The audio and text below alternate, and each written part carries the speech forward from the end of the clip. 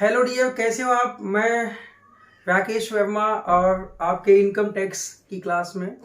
और income tax आज हम लोग विशेष एग्जामिनेशन पॉइंट ऑफ व्यू से जो आपके इम्पॉर्टेंट क्वेश्चंस होते हैं उसके विषय में डिस्कशन किया जाएगा, क्योंकि क्लासेस तो अब एंड है, आपका एग्जाम्स बहुत नज़दीक है। आई थिंक कि आप इनकम टैक्स में बैठे सारे स्टूडेंट्स परेशान हैं कि इनकम टैक्स में क्या होगा। तो इनकम टैक्स के जो इम्पोर्टेंट क्वेश्चंस हैं, चलिए इसके विषय में डिस्कशन किया जाए। इम्पोर्टेंट क्वेश्चंस आपके आई थिंक इनकम टैक्स में जो इंट्रोडक्शन होता है, इट मीन कि जो इंट्रोडक्शंस हैं, इंट्रोडक्शन में जब आप आते हैं तो कुछ ऐसी चीज़ें जो आपके नॉर्मली आपके एग्जाम्स में पूछी जाती हैं, वो भी 4 मार्क्स में। जैसे कि सबसे पहले कि जो इनकम है, जैसे आपका सबसे पहले जो इनकम है, ये कौन सी इनकम पे टैक्स लगता है, आपके किस इनकम पर टैक्स लगता है। तो आपको मालूम है कि जो टैक्स लगता है वो प्रीवियस ईयर के इनकम पे टैक्स लगता है। और ये जो प्रीवियस ईयर है, ये सेक्शन 3 के अकॉर्डिंग प्रीवियस ईयर्स आपके सबसे अधिक जो एग्जामिनेशन में 4 मार्क्स का क्वेश्चन पूछता है वो प्रीवियस ईयर्स पूछता है। What is previous year? I think कि जो क्लासेस आपने अब तक स्टडी की हैं और प्रीवियस ईयर्स को बहुत अच्छे ढंग से जाना है कि जिस साल एसएससी इनकम कमाता है, इट मीन कि the income when the assessee earned income and the year just preceding the financial year is called previous year.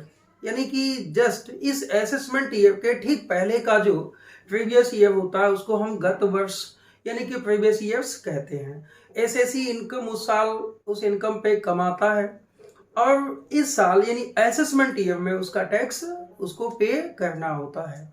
तो प्रीवियस ईयर्स के कुछ एक्सेप्शंस भी होते हैं कि एक्सेप्शंस यानी कि जो अपवाद कह सकते हैं, अपवाद जो एक्सेप्शन है कि प्रीवियस ईयर के कौन कौन से क्या क्या ऐसे एक्सेप्शंस हैं कि कभी कभी आपके एग्जामिनेशन में आपसे पूछ पड़ता है कि explain the exception of income tax. तो अब एक्सेप्शन ऑफ इनकम टैक्स यानी ध्यान दीजिएगा, प्रीवियस ईयर सेक्शन आप याद रखें, सेक्शन 3 है। इसके जो एक्सेप्शंस हैं, जो इसके अपवाद हैं, वो अपवाद क्या क्या है कि अपवाद का मतलब क्या है कि कब हम कोई इनकम आप कहते हो जनरली कि आपकी इनकम प्रीवियस ईयर की इनकम होगी, इस असेसमेंट ईयर में टैक्सेबल होगा। लेकिन कुछ ऐसे एक्सेप्शंस हैं कि जब हम प्रीवियस ईयर को ध्यान नहीं देते, यानी कि एसएससी जिस ईयर में ही कमाता है उस ईयर में ही उसे टैक्स देना होता है। एक्सेप्शन की बात ये नहीं कि प्रीवियस ईयर का कोई एक्सेप्शन होता है, बट यहां हम उस इनकम की बात करते हैं, उस टर्म्स एंड कंडीशंस की बात करते हैं कि जहां पे कोई इनकम प्रीवियस ईयर की में होती है और उसी साल आपको टैक्स भी देना होता है। यानी कि ऐसा नहीं है कि प्रीवियस ईयर का इनकम, इसका जो असेसमेंट होगा, जो टैक्स लगेगा, जो टैक्स चार्ज किया जाएगा, वो नेक्स्ट जो ईयर्स होंगे, यानी कि इस समय जो ईयर चल रहा होगा, तो इसको हम असेसमेंट ईयर कहते हैं। तो कभी कभी ऐसा भी होता है, कुछ ऐसे कंडीशंस हैं कि जब हम प्रीवियस ईयर की इनकम को ध्यान नहीं देते, उनको ये नहीं गवर्नमेंट छूट देती है या टैक्स एक्ट छूट नहीं देता कि आपका टैक्सेशन अगले साल होगा। एसएससी जिस साल कमाता है उसी साल उसको उस साल की इनकम पे उसी साल उनको टैक्स देना होता है। तो वो प्रीवियस ईयर के एक्सेप्शंस हैं। और वो कौन कौन से हैं भाई? जैसे अनिवासी की समुद्री जहाज तथा व्यापार से आए कोई अनिवासी नॉन रेसिडेंट ऑफ इंडिया, जो नेवी यानी मर्चेंट नेवी या जो मर्चेंट नेवी या फिर उनके जहाज जो हैं इंडिया की सीमा में आते हैं, व्यापार करते हैं और चले जाते हैं। इट मीन कि वो जिस साल इनकम कमाएंगे इंडिया से जाने के पहले यहाँ पे उसी साल यानी प्रीवियस ईयर में ही टैक्स देना होगा। तो इसका मतलब है क्या कि वो एक्सेप्शन हो गया। कि इस बात का एक्सेप्शन, क्योंकि वो उनकी इनकम असेसमेंट ईयर मनी अगले साल न टैक्सेबल होके बल्कि उसी साल टैक्सेबल होगी जिस साल वो इनकम कमाए हैं। सेकेंड आपका है कि ऐसे व्यक्ति जो इंडिया को छोड़कर जाने वाले हों और उनको जिस साल उन्होंने इनकम कमाई उसी साल उनको टैक्स देना होगा, या कुछ ऐसे विशिष्ट घटना की वजह से या किसी विशेष प्रयोजन की वजह से association of person and body of individual के लिए कभी कभी ऐसा भी होता है, ऐसे केसेस होते हैं कि जहां पे जिस साल वो कमाते हैं उसी साल उनको टैक्स देना होता है। और कभी कभी कोई बिजनेस जैसे कि आपका प्रीवियस ईयर स्टार्ट कब होगा, स्टार्ट होगा 1 अप्रैल से और एंड होगा 31 मार्च को। तो इसका मतलब ये है कि इस दौरान कभी कभी आपका बिजनेस 1 सितंबर को स्टार्ट हो तो आपका प्रीवियस ईयर 1 सितंबर से 31 मार्च होगा। कोई जरूरी नहीं कि आपका प्रीवियस ईयर 1 अप्रैल से ही हो। तो देयर आर सम कंडीशंस जब आपको प्रीवियस ईयर क्वेश्चन में पूछता है। और I think my dear students कि आपको प्रीवियस ईयर्स पक्का है, ये बहुत ही इंपॉर्टेंट होता है, बहुत इंपॉर्टेंट टर्म होता है, क्योंकि इनकम टैक्स का जो प्रोसीजर है, जो टैक्स असेसमेंट का प्रोसीजर है, ये आपको अच्छे ढंग से मालूम है कि प्रीवियस ईयर्स के ही इनकम पे आपका टैक्सेशन होता है। सो डियर स्टूडेंट्स, नेक्स्ट जो होता है ये है एसएसी। क्या चीज? एसएसी। ये बहुत इंपॉर्टेंट टर्म होता है एसएसी, क्योंकि एसएसी सबसे अधिक टाइम यदि आपके एग्जाम में कोई क्वेश्चन पूछा गया है तो वो एसएसी पूछा गया है। यानी कि एसएसी जो होता है, आखिर एसएसी ही तो टैक्स देता है, ऐसा तो है नहीं कि कोई और व्यक्ति टैक्स दे। इसका मतलब है कि एसएसी सेक्शन 2 और सब सेक्शन 7 या क्लास 7 के अकॉर्डिंग एसएसी कौन होता है। अब बहुत अच्छे ढंग से आपको मालूम भी है, आई थिंक कि आपसे इसमें क्वेश्चंस आपके उठते भी हैं। अब मैं बता दूं एसएसी में जो क्वेश्चन उठता है, जैसे कि डीम्ड एसएसी। डीम्ड मतलब माना हुआ करदाता। क्या चीज? डीम्ड एसएसी का मतलब माना हुआ करदाता। ठीक है, डीम्ड एसएसी। उसके बाद एसएसी इन डिफॉल्ट। कौन? SSC in default. एंड जो है SSC in default, deemed assessee and normally जो एसएसी बाकी के कुछ कंडीशंस हैं कि जो व्यक्ति एसएसी हो जाता है, यानी कि ये कंडीशंस मैंने अपने इंट्रोडक्शन में आपको समझाया हुआ है कि जब किसी व्यक्ति या जब किसी पर्सन पर असेसमेंट का प्रोसीजर, टैक्स का या टैक्सेशन का प्रोसीजर कंटिन्यू हो जाता है, यानी कि वो टैक्स के लिए लाइबल होता है, रिस्पॉन्सिबल होता है, या इनकम टैक्स एक्ट के प्रोविजंस के अकॉर्डिंग कोई व्यक्ति टैक्स के लिए जब उत्तरदायी हो जाता है, the person are responsible to pay tax because the person who earn income and also sometime he deemed assessee and he और सी। आप ऐसा नहीं है कि इनकम टैक्स एक्ट के अकॉर्डिंग केवल पुरुष आते हैं, महिलाएं भी आती हैं, व्यक्ति एसएसी वो भी होती हैं। तो देयर आर सम केसेस कि SSC and deemed SSC. Introduction chapter के पीछे आपसे एसएसी तो पूछेगा ही सेक्शन 2 सेक्शन 7 के अकॉर्डिंग, लेकिन डीम्ड एसएसी और SAC in default, there are some cases कि आपसे ये क्वेश्चन पूछा जाता है। अब देखो किसी व्यक्ति के ऊपर असेसमेंट का प्रोसीजर चार्ज किया जा रहा हो, असेसमेंट प्रोसीजर उनके ऊपर कंटिन्यू हो, या जिनके ऊपर आयकर की कार्यवाही स्टार्ट हो चुकी हो, ऐसा व्यक्ति एसएसी कहा जाता है सेक्शन 27 के अकॉर्डिंग। अभी ऐसा भी होता है कि कोई ऐसे ही व्यक्ति होते हैं जो टैक्स एक्ट के अकॉर्डिंग उनके ऊपर कोई पेनाल्टी, कोई सेस, कोई कर इनकम टैक्स एक्ट के अकॉर्डिंग यदि उत्तरदायी है, यदि रिस्पॉन्सिबल है, तो the person is called SSC. It mean कि एसएससी भी इस फर्स्ट चैप्टर के अकॉर्डिंग बहुत इंपॉर्टेंट होता है। एसएससी होता कौन है?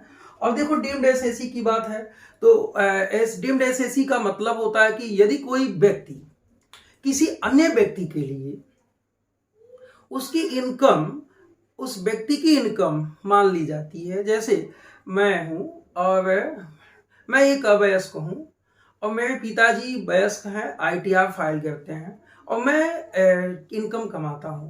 तो 1500 रुपए से यदि मेरी इनकम ज़्यादा है, आपने बहुत डिटेल इनकम टैक्स की स्टडी की है, मैं इंट्रोडक्शन बता रहा हूँ आप लोगों को, तो आप इसे समझ लें कि तो हमारी जो इनकम होगी वो हमारे पिताजी के इनकम में या हमारी माता जी के इनकम में, जी दोनों लोगों की इनकम में जिसकी इनकम ज़्यादा होगी उसमें हमारी इनकम क्लबिंग की जाएगी, यानी वो हमारे इनकम के लिए डीम्ड एसएससी कहे जाएंगे। तो now day students, deemed SSC मतलब कि जब किसी व्यक्ति की इनकम में किसी और व्यक्ति की income according to tax act, not according to me, include किया जाता है और उसके लिए वो टैक्स चुकाने के लिए रिस्पॉन्सिबल होता है, तो उसको हम डीम्ड एसएससी कहते हैं।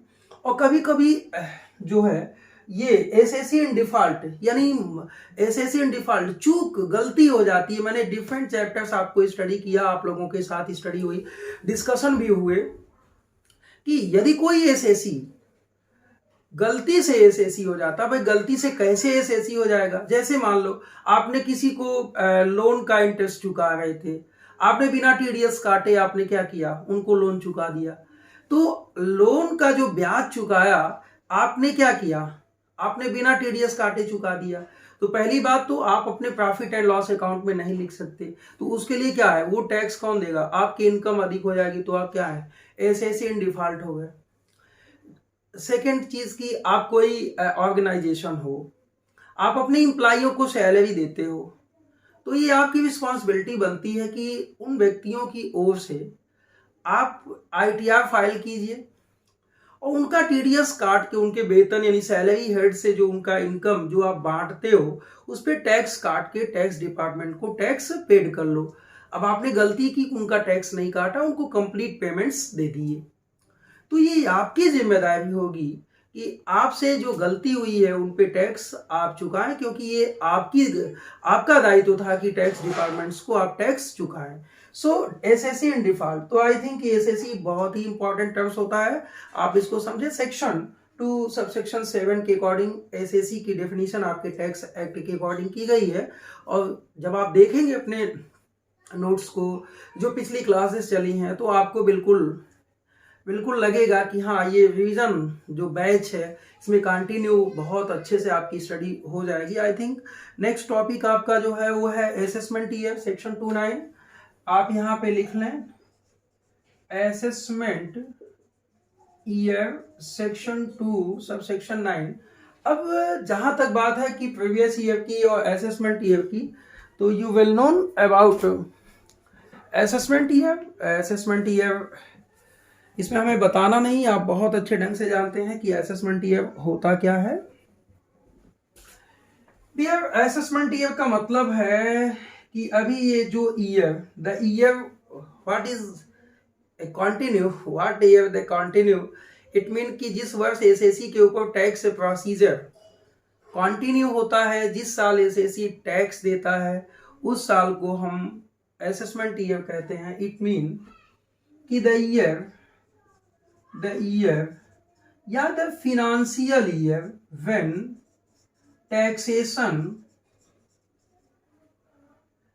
चार्ज या टैक्स चार्ज ऑन एसएससी, उस ईयर को हम असेसमेंट ईयर कहते हैं। आपको बहुत अच्छे ढंग से मालूम है कि जिस साल आप इनकम, पिछले साल एसएससी ने इनकम कमाई, किसने कमाई, एसएससी ने कमाई, और टैक्स कब देगा, इस साल टैक्स देगा। तो ये जो असेसमेंट ईयर है, इस साल आपको टैक्स चुकाना होगा, तो ये असेसमेंट ईयर है, ये भी एक फिनेंशियल ईयर होता है। तो बहुत जेन्युइन बात है। नेक्स्ट टॉपिक जो आपके एग्जामिनेशन पॉइंट व्यू से मैंने देखा है इस प्रेजेंट चैप्टर में, वो क्वेश्चन आपसे पूछता है कैजुअल इनकम। इंट्रोडक्शन में कैजुअल इनकम, यानी इसको कहते हैं आकस्मिक आय, आकस्मिक आय बहुत ही इंपॉर्टेंट टर्म्स होता है ये आपके इस प्रेजेंट चैप्टर के लिए। और 5 मार्क्स के क्वेश्चन में स्टूडेंट्स आप आकस्मिक आय, casual income, the income which are not certain, कोई इनकम जिसको होने की आशा होती भी है और उस इनकम को होने की आशा नहीं भी होती है, तो ऐसी इनकम को हम कैजुअल इनकम कहते हैं। नाउ डियर, ये बहुत ही इंपॉर्टेंट हो जाता है कि जब आपके एग्जाम्स में आपसे ये पूछता है व्हाट इज कैजुअल इनकम, भाई इनकम तो हो रही है लेकिन ये कैजुअल है। Lottery, card game, horse race, gambling, betting, money lying on road, the income which are not decide to happening or not happening, it is based on happening or not happening, या होगा या नहीं होगा, ये uncertain होता है, ऐसी income को हम कैजुअल इनकम कहते हैं। डियर स्टूडेंट्स, आपके एग्जामिनेशन पॉइंट व्यू से मैंने ये जो देखा कि पिछले वर्षों में कई बार ये क्वेश्चन पूछा गया है और आई थिंक ये क्वेश्चन आप अच्छे ढंग से इसको आप नोट्स बनाए होंगे या फिर से रिवाइज किया होगा, या आज के लेक्चर से आपको लगेगा कि हाँ ये इनकम बहुत ही इंपॉर्टेंट होते हैं। तो कैजुअल इनकम भी आप देख लें, अदर सोर्सेस पार्ट्स में टैक्सेबल भी होता है और पिछली क्लासेस चली हैं आपको मालूम भी है। तो ये जो आपका इंट्रोडक्शन चैप्टर है, इट प्ले इंपॉर्टेंट रोल्स, ये आपके लिए बहुत ही इंपॉर्टेंट रोल निभाता है। तो आई थिंक इसमें से ही आप इसकी तैयारी अच्छे से कर लेंगे। चलिए हम लोग जो नेक्स्ट चैप्टर्स हैं आपकी टैक्स से, इसमें कुछ ऐसे क्वेश्चन होते हैं जैसे पैन 4 मार्क्स की बात अभी हम लोग चैप्टर के जो स्टार्टिंग है वहां पे बात कर रहे हैं कि पैन परमानेंट अकाउंट नंबर। देखो जो ITR फाइल होता है, क्या चीज, जो ITR फाइल होता है, इनकम टैक्स रिटर्न्स, चाहे आप मैनुअल फाइल कीजिए या ई फाइलिंग कीजिए। अभी आपसे एग्जाम से पूछेगा ई फाइलिंग क्या होती है, आई थिंक कि मैं आगे की क्लासेस में आपको बताऊंगा कि फाइलिंग क्या होती है। और आज से लेके एग्जाम्स तक आई थिंक कि हमारे सारे स्टूडेंट्स हमारे यूट्यूब चैनल से, आप हमारे यूट्यूब चैनल को सब्सक्राइब कीजिए, शेयर कीजिए, और मुझे उम्मीद होगी कि जब तक आपका एग्जाम्स होगा तब तक मैं आपको इतने वीडियोज़ सभी चैप्टर्स के इम्पॉर्टेंट, आई थिंक कि income tax specially corporate tax law and company tax law, जो company tax law company law है एंड जो बिजनेस लॉ है, corporate tax law and planning, MCom के स्टूडेंट्स के लिए या अदर स्टूडेंट्स के लिए भी मैं ऐसे वीडियोस आपको दूंगा जो आपके एग्जाम्स के लिए काफ़ी हेल्पफुल होंगे। और आई थिंक कि मौसम ऐसा है कि जहाँ पे आपको ये फील होगा कि हाँ यदि कुछ ऐसे असाइनमेंट्स या ऐसे नोट्स मिल जाते जहाँ से आपको काफ़ी हेल्पफुल होता, आप घर बैठे बैठे स्टडी कर लेते, तो आप हमारे चैनल से जुटिए। और मैं समझता हूँ कि आपको आपके एग्जाम्स तक बहुत ही इंपॉर्टेंट चीज़ें मैं आपको बताने वाला हूँ। तो डियर स्टूडेंट्स, पैन कार्ड की बात है कि यदि आप किसी टैक्स डिपार्टमेंट्स में कहीं पे भी टैक्स रिटर्न्स फाइल कर रहे हो, तो सबसे पहली जो आवश्यकता होती है, किसी आइडेंटिटी नंबर की जरूरत होती है कि आपका कोई आइडेंटिटी नंबर है या नहीं है। तो इनकम टैक्स डिपार्टमेंट सभी अपने असेसमेंट प्रोसीजर के पहले अपने एसएससी को जो भी संबंधित जो ITR फाइल करना चाहते हैं उनको परमानेंट अकाउंट नंबर इशू करता है। और मैं बता दूं कि I think permanent account number इस तरह का होता है कि जो आपका इनकम टैक्स डिपार्टमेंट्स है ये इशू करता है, इनकम टैक्स डिपार्टमेंट्स। और ये इनकम टैक्स डिपार्टमेंट्स जो परमानेंट अकाउंट नंबर होता है, इसके माध्यम से आपको अपना ITR फाइल करना होता है। बिना परमानेंट अकाउंट नंबर के आप ITR फाइल नहीं कर सकते। इट मीन कि ये मेरा जो है परमानेंट अकाउंट नंबर है, आप इसको देख सकते हैं। और आई थिंक कि मेरा फोटो है, पुराना फोटो भी है। तो यदि आपको ITR फाइल करना है, ये निश्चित जान लें कि ITR फाइल तभी होगा जब आपके पास ये इनकम टैक्स डिपार्टमेंट की आइडेंटिटी कार्ड, इट मीन कि ये आइडेंटिटी है कि आप इनकम टैक्स ITR फाइल कर सकते हो। और इनकम टैक्स ITR फाइल करने के लिए आपको परमानेंट अकाउंट नंबर की नीड होती है। तो ये टैक्स डिपार्टमेंट्स के माध्यम से, और ये चीज ध्यान दो, एसएससी के जीवन काल में आप यदि one time permanent account number बनाए हुए हो, आपको इनकम टैक्स डिपार्टमेंट ने इशू किया है, तो ध्यान दीजिए कि वन टाइम ही इशू होता है, इसका नंबर वन टाइम ही आपके पास होगा और आप उसी नंबर को हमेशा इस्तेमाल कीजिए। आपके पैन कार्ड गायब हैं, इनकम टैक्स डिपार्टमेंट को आप फिर से अपने खोने का पैन कार्ड खोने का आप एक जो है डॉक्यूमेंट्स जमा कीजिए, फिर में भी आपका वही परमानेंट अकाउंट नंबर बन के आएगा, क्योंकि आपको जीवन में कभी दूसरा परमानेंट अकाउंट नंबर इशू नहीं हो सकता। तो माय डियर स्टूडेंट्स, अब जो बातें हैं इनकम टैक्स की इंपॉर्टेंट क्वेश्चन की, आई थिंक कि 2-3 बातें हैं, जैसे टीडीएस। मैं इंपॉर्टेंट चैप्टर वाइज चल रहा हूं, लेकिन क्योंकि कुछ ऐसे इंपॉर्टेंट क्वेश्चंस हैं कि जो 4 मार्क्स के लिए बहुत ही इंपॉर्टेंट होते हैं। तो जो टीडीएस है, टैक्स डिडक्टेड एट सोर्सेस, आपने अदर सोर्सेस हेड में और सैलरी हेड में भी टीडीएस आपके कटते हैं, और टीडीएस की विशेष बात हम लोग आने वाले अपकमिंग वीडियो में किया जाएगा। लेकिन जो टीडीएस है, टैक्स डिडक्टेड एट सोर्सेस, ये बहुत इंपॉर्टेंट रोल निभाता है आपके प्रैक्टिकल न्यूमेरिकल्स में भी, कि जहां पे टीडीएस, पहली बात तो टीडीएस का मतलब क्या होता है, what do mean by TDS.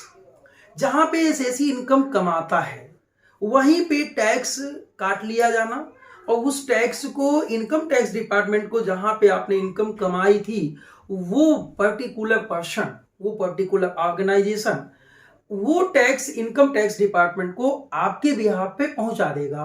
इसको कहते हैं टीडीएस। जैसे मान लो आप कौन बनेगा करोड़पति खेलते हो और आपने जीत लिया, यदि 1 करोड़ रुपए का इनाम प्राइज आप जीतते हो, तो वहां से आपको 30% टीडीएस काट के आपके हाथ में 70% पहुंचा दिया जाएगा। बाकी 30% यानी 30 लाख रुपए कौन बनेगा करोड़पति, ऑर्गेनाइजेशन, जो टीम है, जो ऑर्गेनाइजेशन है, ये इनकम टैक्स डिपार्टमेंट में आपके बिहाफ पे ये उसे पहुंचा देगा। It mean my dear students कि TDS also play important role and also play in your examination, कि आपके एग्जामिनेशन में ये बहुत ही इंपॉर्टेंट रोल प्ले करने वाला है, और हम तो कहेंगे कि आप इसको अच्छे ढंग से लर्न कर लीजिए, याद कर लीजिए, ताकि आपको जो 4 मार्क्स वाले क्वेश्चन है वहां पे कोई समस्या न हो। क्योंकि कहां से ये क्वेश्चन बनते हैं, बाउंसर जिसको कहते हैं ना, ठीक ठीक बाउंसर, और पता चलता है कि आप उसमें बाउंसर में लिपट गए और आउट हो गए। तो 4 मार्क्स वाले क्वेश्चन। अच्छा, विच सेक्शन, जहां तक बात है इनकम टैक्स की, बिजनेस लॉ की या कारपोरेट लॉ की, तो यहाँ पे सेक्शन बहुत इंपॉर्टेंट होते हैं। यदि आपने सेक्शन नहीं लिखे तो इसके अकॉर्डिंग आपके मार्क्स कट जाते हैं। तो मुझे जहां तक उम्मीद होगी मेरे सभी स्टूडेंट्स, पहली बात तो मैं वीडियो लेक्चर्स को ध्यान से देखें, सुने, और फिर आप एक नोट्स, अपने नोट्स अब तक जो बनाया होगा उस नोट्स के माध्यम से आप उसमें टिक करें, आपका इंपॉर्टेंट ये है, और फिर उसको लर्न कर लें। और मे भी लर्न करना अलग बात है, आप इसको समझ लें, समझ के आप अपने एग्जाम्स में जाएं और अच्छे मार्क्स लाएं। तो चलिए नेक्स्ट चैप्टर की जो बात है वो देखी जाए। सो डियर स्टूडेंट्स, अब देखो आपके एग्जामिनेशन पॉइंट व्यू से जो क्वेश्चंस बनते हैं, जैसे पूछता है what is gross total income, what is gross total income, यानी ग्रॉस टोटल इनकम क्या होती है। मतलब मैंने देखा है कि बहुत टाइम ये क्वेश्चन आपके एग्जामिनेशन में पूछा हुआ है कि ग्रॉस टोटल इनकम क्या होती है। स्टूडेंट्स परेशान, आई थिंक कि gross total income section 80 B का क्लास 5, ठीक है। यानी ग्रॉस टोटल इनकम होती क्या है, तो आप देखो बहुत सिंपल है कि income from salary, income from house property, income from business, income from capital gain, और इनकम फ्रॉम अदर सोर्सेस। जितने भी विद सेक्शन तो आपको लिखने नहीं है यहाँ पे, बस ये सेक्शन आप याद रखना कि एसएससी इन पांचों सोर्सेस से इनकम कमाता है, इसके टोटल को the sum of is called GTI, it mean gross total income. तो ग्रॉस टोटल इनकम 4 मार्क्स के क्वेश्चन पूछता है, तो पहले आप लिखे the sum of following is called gross total income. और ध्यान दीजिए, यदि आपसे कोई पूछे एग्जाम्स में कि what is total income, what is total income, तो जो टोटल इनकम होती है यानी सेक्शन 80C से, अब इसी जीटीआई में से section less 80C to 80U, जितने भी 80C से 80U तक के डिडक्शंस होते हैं, यदि इन डिडक्शन को जो भी एसएससी पाने वाला होता है, ऐसा नहीं कि कोई डिडक्शन के लिए इन्होंने ये डिडक्शन पाने वाले नहीं है और डिडक्शन आप घटा दो। हाँ, इन्होंने ये काम किया है कि जिसकी वजह से ये डिडक्शंस इनको मिलते हैं। इट मीन कि 80C से 80U तक के जितने भी डिडक्शंस होंगे, आप इन डिडक्शन को माइनस कीजिए, आपका टोटल इनकम निकल के आ जाता है। तो कभी कभी आपके एग्जामिनेशन में पूछता है what is difference of gross total income and total income. तो ग्रॉस टोटल इनकम में से डिडक्शंस माइनस नहीं हुए होते हैं, जबकि टोटल इनकम में डिडक्शंस माइनस हो चुके होते हैं। और ये जो टोटल इनकम होता है, इसी टोटल इनकम पे एसएससी का टैक्स लायबिलिटीज कंसीडर किया जाता है, जबकि ग्रॉस टोटल इनकम पे टैक्स लायबिलिटीज कंसीडर नहीं किया जाता। तो आई थिंक स्टूडेंट्स कि आपको जीटीआई एंड टीआई के विषय में क्या चीज, casual income, gross total income, total income, income tax act के अकॉर्डिंग ये फंडामेंटल्स जो हैं, ये आपके लिए बहुत ही इंपॉर्टेंट होने वाले हैं फंडामेंटल्स। तो आई थिंक स्टूडेंट्स आपने जो देखा कि कभी कभी जैसे आपके क्वेश्चन में एग्रीकल्चर इनकम सबसे अधिक टाइम जो है, एग्रीकल्चर इनकम सेक्शन 2 और सब सेक्शन 1A के अकॉर्डिंग, चलिए देखते हैं एग्रीकल्चर इनकम।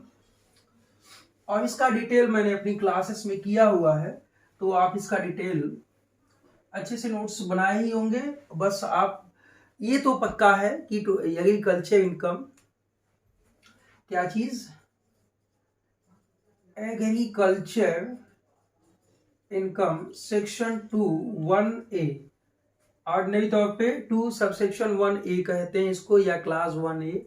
तो agriculture income basically, agriculture income तीन भागों में बांटी जाती है। अब क्या क्या होती है, सबसे पहले कोई रेंट रिसीव्ड फ्रॉम, कहां से, agricultural land who was used in farming activities, या कह सकते हैं कि एग्रीकल्चरल एक्टिविटीज, यानी कि कोई रेंट या कोई किराया या कोई ऐसी लगान जो आपको एग्रीकल्चरल लैंड से मिलती हो, जहां पे एसएससी का एग्रीकल्चर एक्टिविटीज किया जाता हो।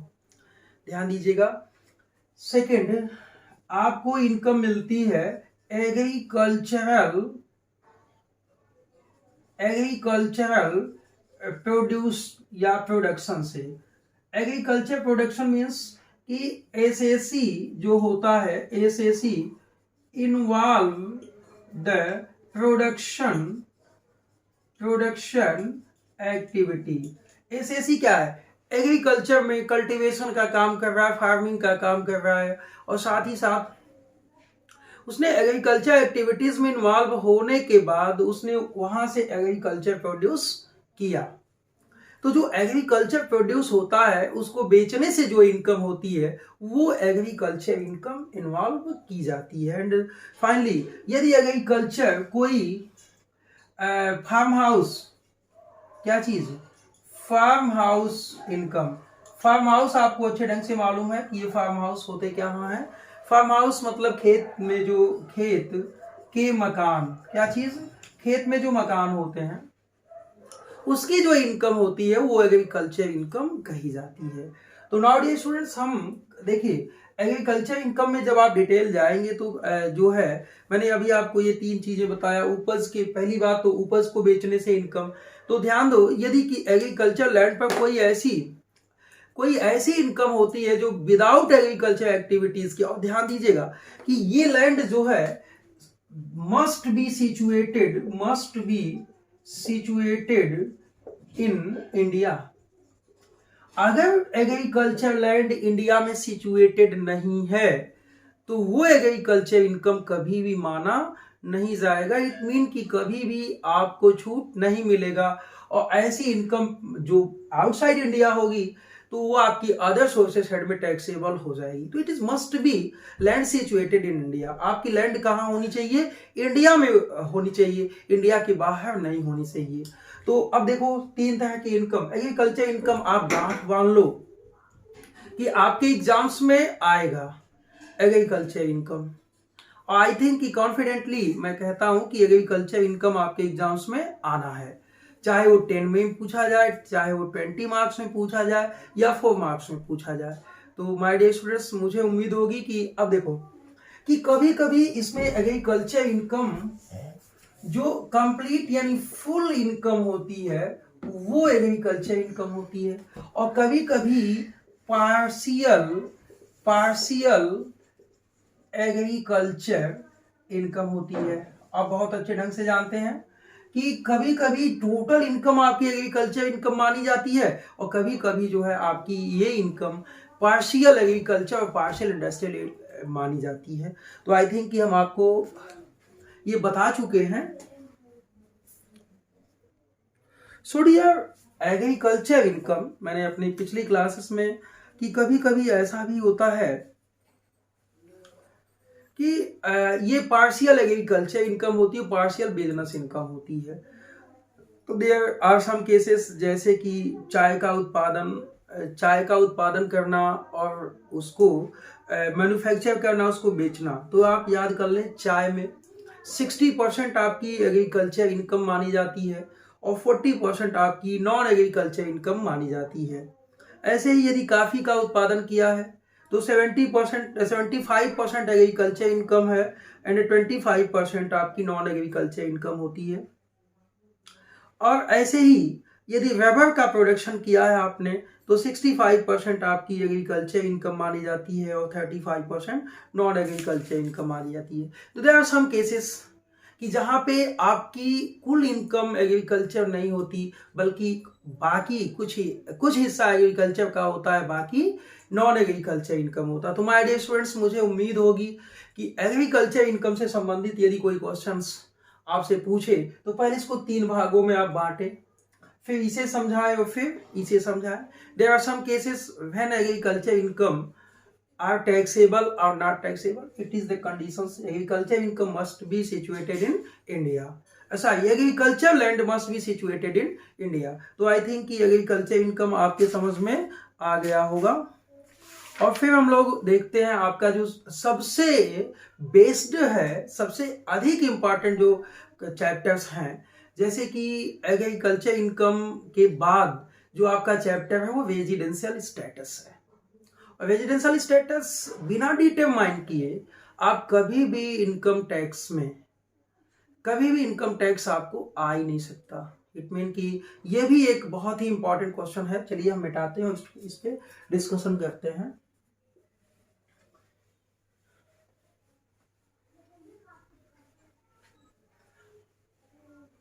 और जहां तक बात है कि हमने रेजिडेंशियल स्टेटस के विषय में बहुत ही डिटेल आपके मेरे यूट्यूब लेक्चर्स भी हैं, और मे बी कि आप लोगों ने लाइव क्लासेस भी अच्छे से स्टडी की है, और जो ऑफलाइन क्लासेस मैंने आपको दिया है उस पर भी आपने बहुत अच्छे ढंग से देखा है। इसमें से रेजिडेंशियल स्टेटस से आपकी मैं समझता हूं कि 2 तरह से क्वेश्चन निकलते हैं। पहला कि आपसे कहेगा कि explain the residential status of all types of SSC. ये क्वेश्चन यदि आता है तो आप ध्यान रखें कि 20 मार्क्स में आएगा। Section 5 of tax act explain the types of SSC, types of SSC according to residential status. कौन कौन सा? अब ध्यान दो कि जो रेसिडेंशियल स्टेटस है और जो डिफरेंट टाइप के रेसिडेंस ऑफ एसएससी हैं, इनके विषय में सेक्शन 5 के अकॉर्डिंग डिस्क्लोज किया गया, डिफाइन किया गया है। और फिर क्या है? सेक्शन 6 ने बांटा इन्हें किसमें? पहला ordinary resident, not ordinary resident और नॉन रेसिडेंट। रही बात इसमें एसएससी की, तो ये जो पर्सन डिफाइन किया गया है, क्या चीज? जो पर्सन डिफाइन किया गया है, जैसे individual, Hindu undivided family, firm, company, AOP, BOI, cooperative society. ये जो चीजें आपके पर्सन यानी कि द पर्सन कौन? अकॉर्डिंग टू टैक्स एक्ट, इनको जो भी हैं, चाहे फर्म है, कंपनी है, ऑर्गेनाइजेशन है, ये सब कुछ, ये सब टैक्स पे ही हैं जो इनकम कमाते हैं।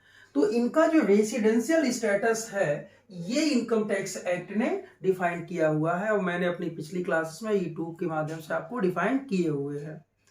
तो जो रेसिडेंशियल स्टेटस है, यानी एसएससी की निवासी स्थिति इंडिविजुअल की अलग है, हिंदू अनडिवाइडेड फैमिली की अलग है, कंपनी ऑर्गेनाइजेशन की अलग है, association of person and body of individual की अलग है। तो आई थिंक स्टूडेंट्स की 20 मार्क्स का ये क्वेश्चन आपके एग्जामिनेशन में बनता है।